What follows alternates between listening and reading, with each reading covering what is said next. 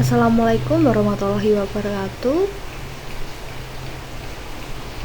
Di sini saya akan melaporkan atau mempresentasikan hasil laporan observasi, yakni tentang pengenalan lapangan persekolahan pertama atau PLP 1. Observer, yakni saya, Putri Vera Kurniawati, NPM 195400069, Prodi Pendidikan Guru Sekolah Dasar, kelas 03 semester 5, Universitas Slamet Riyadi, Surakarta. Lalu mengenai tentang profil sekolah, di sini saya mengobservasi SD Karis Surakarta dengan alamat Jalan Mongisidi nomor 28, kode pos 27129, Desa atau Kelurahan Gilingan, Kecamatan Banjarsari, Kota Surakarta, dengan nomor telepon tertera sebagai berikut dan akreditasi B. Berkaitan dengan analisis situasi dari SD yang saya observasi, SD Karis Surakarta adalah salah satu sekolah dasar yang beryayasan Kristiani di Kecamatan Banjarsari yang dinaungi oleh Yayasan Bintang Indonesia Bersinar.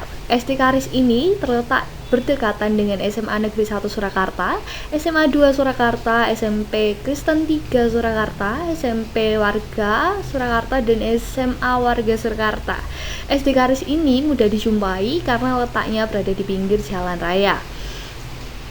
Nah, SD Karis Surakarta ini juga masih satu lingkup dengan SMK Kristen Margoyudan, dan Karis Institute sendiri terdapat jenjang pendidikan TK, SD, dan SMP. Lingkungan di SD Karis ini tergolong masih asri dan memiliki bangunan yang masih otentik untuk beberapa tempat, namun ruangan kelas sudah mengalami renovasi dan modifikasi sesuai dengan jenjang kelas. Lalu untuk total guru yang mengajar di SD Karis Surakarta adalah 15 orang, dengan siswa laki-laki sebanyak 135 orang, dengan siswa perempuan 97 orang. Pembiasaan untuk menyebut pengajar di SD Karis Surakarta adalah Mister untuk Bapak Guru atau Mrs untuk Ibu Guru. SD Karis Surakarta ini menerapkan pembiasaan ragam bahasa. Bahasa utama yang digunakan adalah bahasa Indonesia dengan setiap hari digunakan bahasa Indonesia, sedang setiap hari Kamis mereka menggunakan bahasa Inggris, dan pada hari Jumat menggunakan bahasa Jawa. Lalu SD Karis Surakarta memiliki satu ruang guru dan satu ruang kepala sekolah, dan SD ini memiliki beberapa ruangan dan fasilitas untuk mendukung proses pembelajaran. Ruangan kelas memiliki fasilitas yang cukup memadai untuk kegiatan pembelajaran seperti meja kayu dan kursi kayu, papan tulis, media pembelajaran, kipas angin, serta alat kebersihan kelas. Halaman sekolah yang cukup luas biasanya digunakan untuk pembelajaran olahraga, upacara bendera, Jumat Sehat, dan kegiatan lainnya. Oke, di sini saya akan memaparkan hasil observasi berkaitan dengan lembar observasi yang telah diberikan. Pertama, visi dan misi serta struktural organisasi di sekolah. Sekolah terdapat visi dan misi yang dipasang atau ditempel pada lingkungan sekolah dan dihafal oleh guru serta kepala sekolah. Sekolah memiliki bagang struktural organisasi serta terdapat garis komando, garis koordinasi, dan keterangan yang jelas pada bagang struktural tersebut. Bagang struktural organisasi ini ditempel di ruang guru.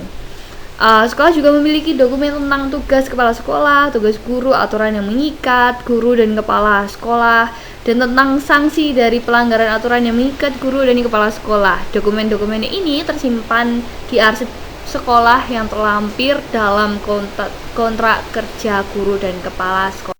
Yang kedua, berkaitan dengan tugas kepala sekolah. Kepala sekolah menetapkan program kerja yang dirancangkan dalam program kerja tahunan dan program kerja 3 tahun, mengarahkan pelaksanaan kegiatan, melakukan pengawasan pelaksanaan kegiatan, melakukan kegiatan evaluasi setiap kegiatan yang dilakukan setiap hari Jumat. juga memutuskan kebijakan yang diperlukan, memimpin rapat, serta mengatur hubungan sekolah dengan masyarakat, yakni dengan melakukan kerjasama dengan pihak lain seperti dengan puskesmas, komite sekolah, dan gugus kecamatan.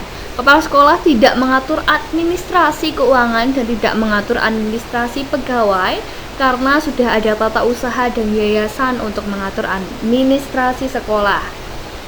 Lalu kepala sekolah tidak mengatur organisasi siswa intrasekolah atau OSIS karena di SD Karis tidak ada OSIS.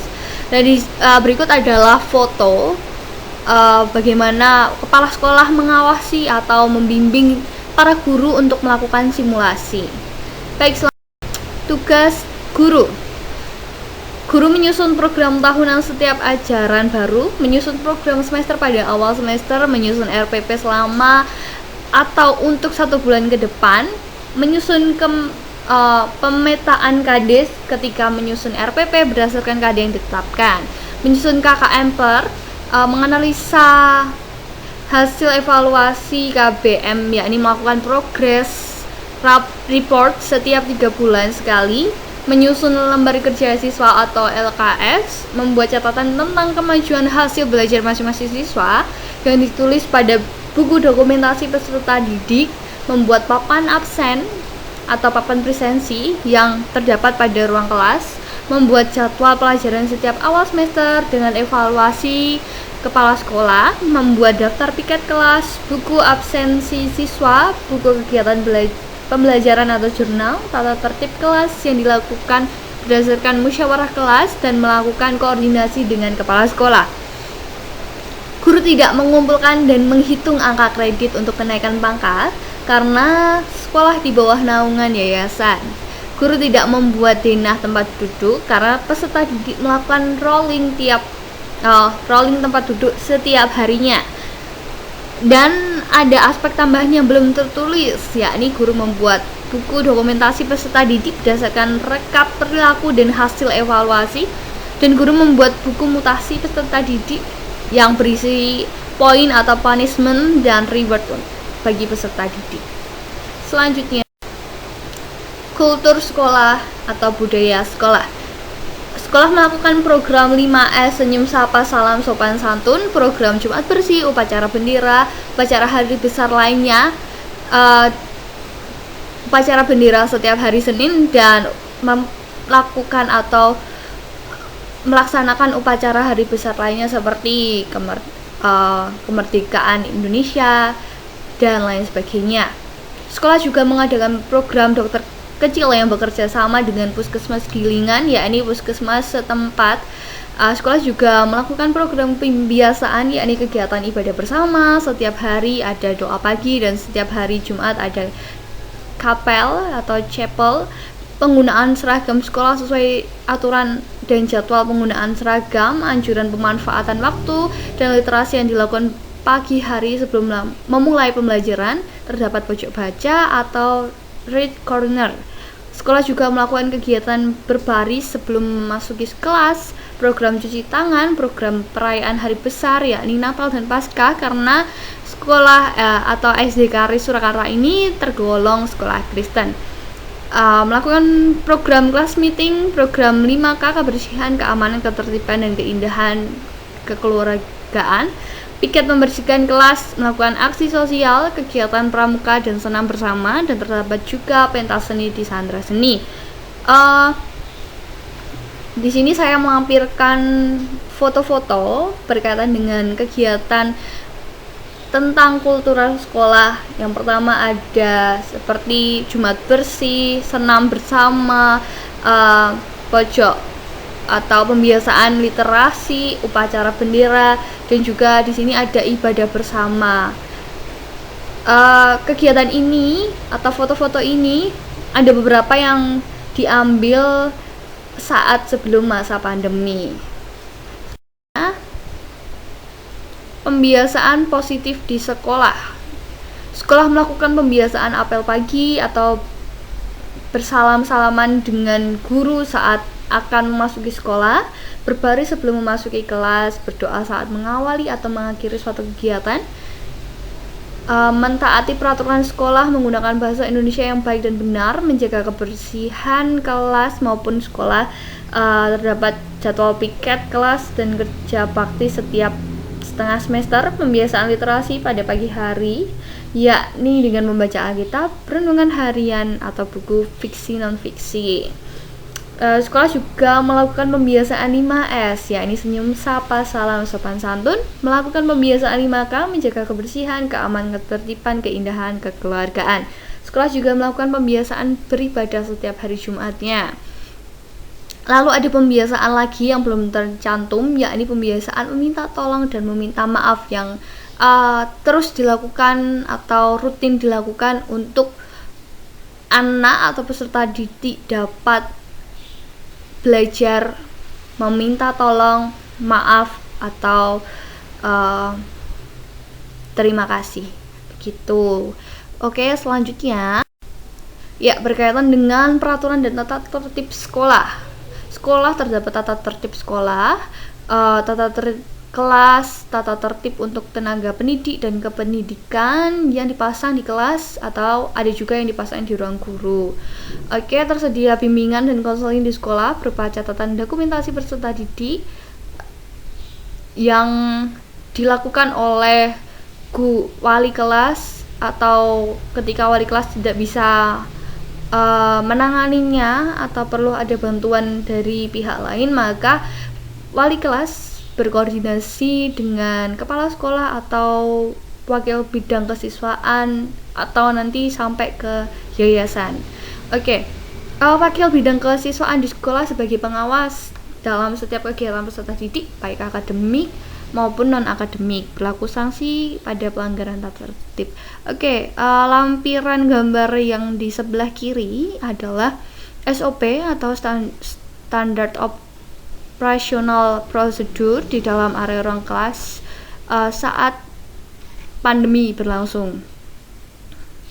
Oke, lalu yang di sebelah kanan ini adalah tata tertib atau sebagai poster pengingat untuk selalu melakukan 5M yang ditempel atau yang dipasang pada ruang kelas atau juga lingkungan sekolah. Selanjutnya, kegiatan rutin upacara bendera. Sekolah melakukan upacara bendera secara rutin yang dilaksanakan oleh sekolah setiap hari Senin dan setiap hari besar nasional dengan tertib dan jimat. Upacara sekolah rutin ini dilakukan atau diikuti oleh seluruh siswa, guru, serta perangkat sekolah. Setiap mengikuti upacara sekolah, siswa mengenakan pakaian seragam sekolah dan topi pet, dan sekolah menetapkan atribut yang harus dikenakan saat upacara. Setiap mengikuti upacara sekolah, guru dan perangkat sekolah menggunakan pakaian yang telah ditentukan sekolah atau daerah masing-masing, yakni pada hari Senin kaki coklat dan hari besar mengenakan beskap atau blazer. Yang terakhir adalah kegiatan kokurikuler dan ekstrakurikuler. Sekolah khususnya di SD Karis Surakarta ini memiliki kegiatan kokurikuler dan ekstrakurikuler.